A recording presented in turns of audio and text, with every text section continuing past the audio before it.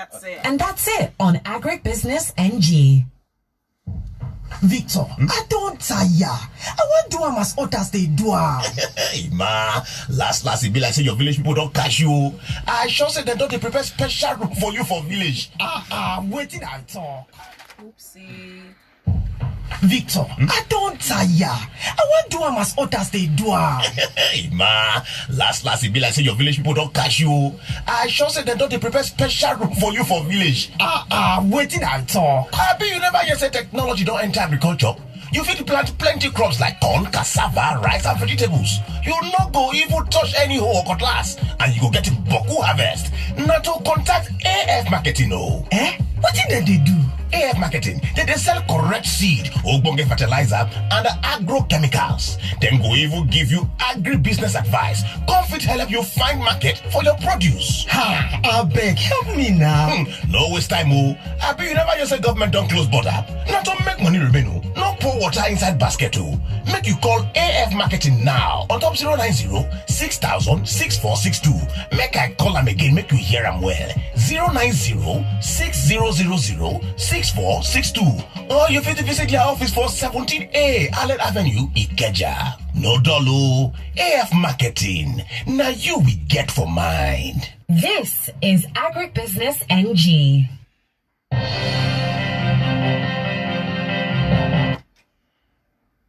Wow, you're welcome to another interesting, enlightening, and highly educational episode of Agricbusiness with African Farmer. My name is Michelle Ago, and I'm here with the one and only African Farmer, the only farmer we have in Africa. Evening, Michelle. Good evening, sir. You're welcome. Thank you. How was your weekend? Hope you were safe. Yeah, safe. Trying to be safer, but had to move around Lagos to check what was happening to the food supply. For the food system. You know, the Lagos State is, going out of its way to making food distribution available, and so we wanted to look around to find out what's working, which areas do they need to improve on, because they are very open to feedbacks. Okay. And so we went around, and almost every other day. When you say they are open, who's they? I mean, now with the Ministry of Agriculture, interfacing that food supply chain to find out. So some were saying they don't have enough access. Some have good access. Some were talking about pricing. So we just wanted to have a feel to ensure that almost everybody's getting food. And overall, it's doing good. In some areas can be improved. In the course of the week, a particular estate, we had to do a farmers market, in partnership with some Mile 12 people. So so far so good. So far so good. Considering COVID showed up, and nobody's prepared. And I always say this, when you look in it from information we have now, the last pandemic happened 1918. So my father was not given birth to then. And over the years we've not had the right medical facilities and co. So these guys talking about where we've been before and where we are right now, what do you think a pandemic like this, the experience would be like for farmers in the future? I think it would help plan better. I give it to Lagos. You will? Again, because Lagos is the only state really who started the combating the pandemic by including the Ministry of Agriculture as part of this task force team, because somehow food security, they understood that food security is crucial, is as equal as health. But elsewhere you find everybody just doing focusing Ministry of Health, and after some time they will now find out, even at the federal level, the federal government just brought in the Ministry of Agriculture when they extended the lockdown.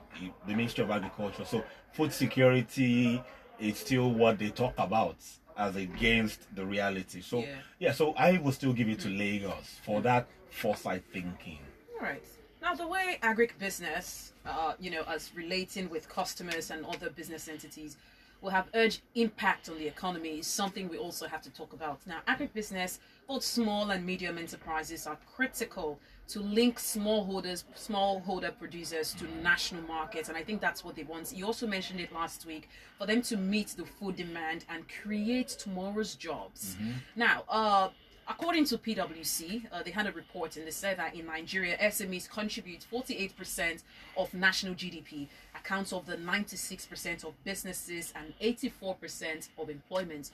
Also, according to FAO, among Nigerian farmers, around 88% are considered small family farmers. They depend on the diverse range of crops, livestock, and fishes. So investments in SME agriculture or business in whatsoever in Nigeria may be the right catalyst in developing the sector. There's no doubt about that. No doubt about that. So of course I have some questions. So tell me, how important are the contributions of agribusiness SMEs to the Nigerian economy? Yeah, over 70% of any food we eat in Nigeria, over 70, is produced by the small older farmers, so mostly SMEs. So if over 70% of whatever food you produce is produced by a sector, then that sector is the one holding the economy. So when you talk about the cocoa, the pyramids, you don't really find, even in the 60s, you don't find anybody doing like 1,000, 2,000 acres. You had aggregation of, most of them was micro and small scale. So what happens is that it's a family farm, maybe 100 acres, 200 acres, can belong to 20, 30 people. Until date, that's still what's happening in Nigeria. In Nigeria, rather unfortunate, So like I always say. Why do we have that gap? And how is it that bigger companies who might also be owned by the private market, how is it that they aren't putting in enough? Or is it a good thing to have SMEs running? Yeah, it's not that they're not putting in enough. It's the business model. The business model in Nigeria needs to be adapted. In fact, in West Africa, the same business model will work across West Africa. So when you get the business model wrong, when you want to run something large and you have fragmented value chains, it can't work. And that's why you find the big players coming.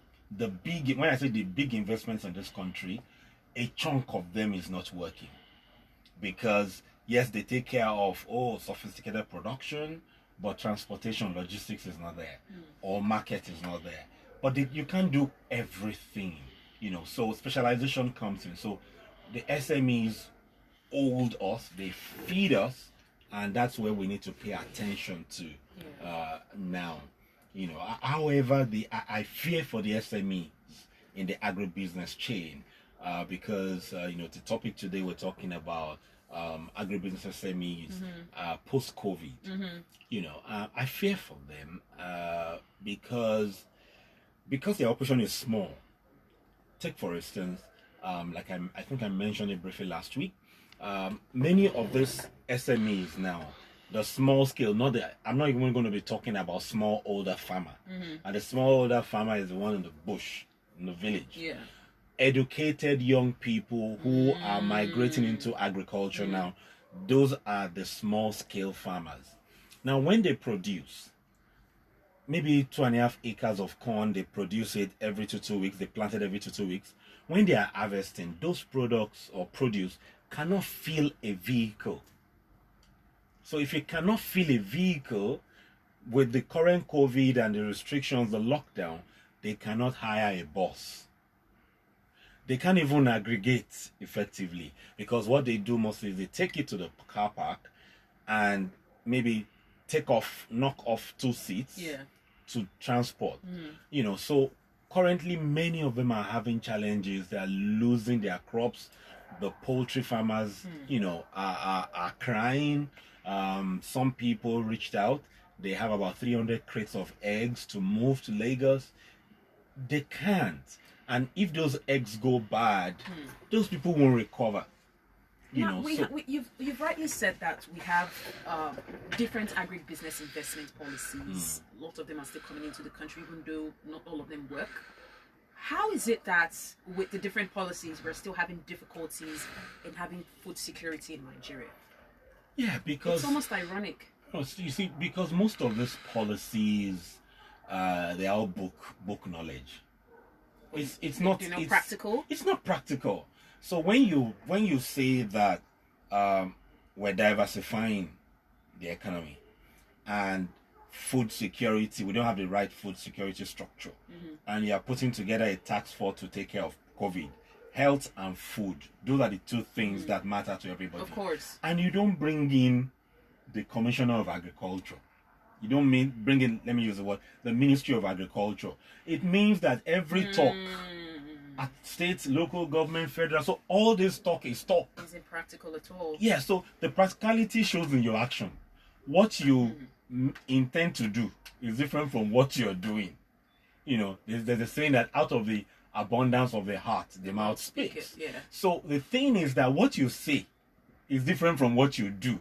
So what you do tells us the intention of your heart. So we need the Ministry of Health and the Ministry of Agriculture must work pari passu. It's the same. Yeah, they're equally important. Yeah, so right now, what's the challenge that we have? It's food. Of course. It's food distribution, availability and accessibility. People are not really scared of the COVID, even though they should be, concerned. Yeah. But they're not. It's the food. We can't eat is what you hear across the nation. And the state governments can't afford to feed these people. So we need, to, right now, COVID is helping to show that we're not paying attention. It's lip service. We're still talking about agriculture. Because 10% of the budget within the Maputo declaration years back